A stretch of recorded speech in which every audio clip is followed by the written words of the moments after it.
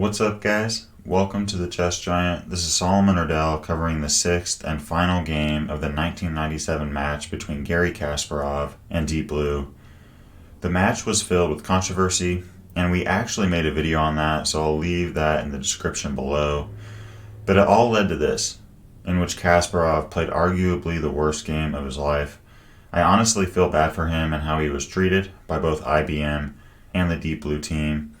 This was the final game with winner take all, as the match was tied at 2.5 apiece, and Deep Blue started the game off with e4.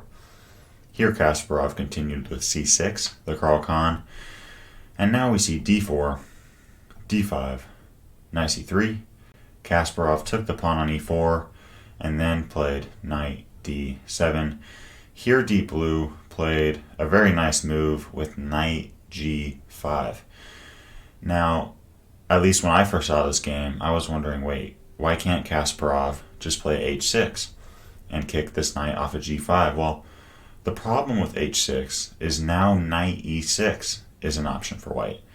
And if f takes e6, all of a sudden, white wins by move 8. So following knight g5, Kasparov was smart to not play h6, but instead played knight gf6, and we now see bishop d3, e6, knight 1 f3, and now the best move for black is probably bishop e7 or bishop d6, but here Kasparov played h6, a huge mistake, allowing knight takes e6. Now if f takes e6, we now have bishop g6 check, followed by castling, and after a move like queen c7, white can play rook e1, and with this rook coming down on e6 and this king on e7, white's position is pretty ugly here. So following knight takes e6, Kasparov tried to delay this a little bit with playing queen e7, but here we see castles, and following f takes e6, bishop g6 check, and now king d8 is forced, and Deep Blue continues with bishop f4. I think this position is completely winning for white. I mean, look at this bishop pair on g6 and f4 coming down on e8 and c7. On top of that, white will look to play rook e1 and put more pressure on that e6 pawn. This is pretty ugly for black, and here Kasparov, out of desperation, played b5, somehow trying to open his position up a little bit to develop. But with b5, this just offers another weakness for Deep Blue to capitalize on, and now we see a4. Following bishop b7, we now see rook e1, and again, I mean, just look at this, the bishop pair coming to e8, we have the bishop on f4 coming to c7, the rook on e1 attacking e6, and now this a pawn attacking the b5 pawn. So here Kasparov played knight d5, trying to find some counterplay, and after bishop g3, we see king c8, but now this allows a takes b5, and following c takes b5, we now see that the a rook is also activated, attacking the a7 pawn.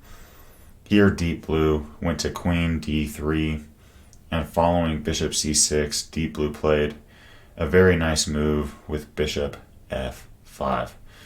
Here the bishop and rook really coming down on the e6 square, and there's really no way for Kasparov to hold on to that pawn. So here Kasparov took the bishop, and here after rook takes e7 and bishop takes e7, Deep Blue played c4, and Kasparov resigned the game at move 19.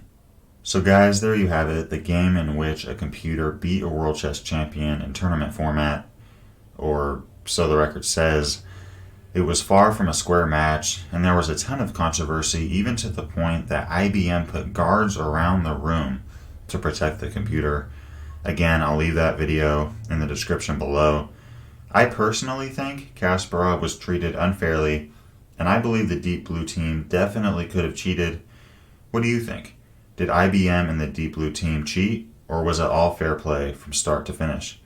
Thanks for tuning in to this video and series, guys, and as always, I'm wishing y'all a great day. Peace. Thanks for watching today's video. If you'd like to watch another one, you can click or tap up here. And I've got a lot more high quality chess content on the way. So if you'd like to subscribe, you can click or tap down here. I really appreciate your support.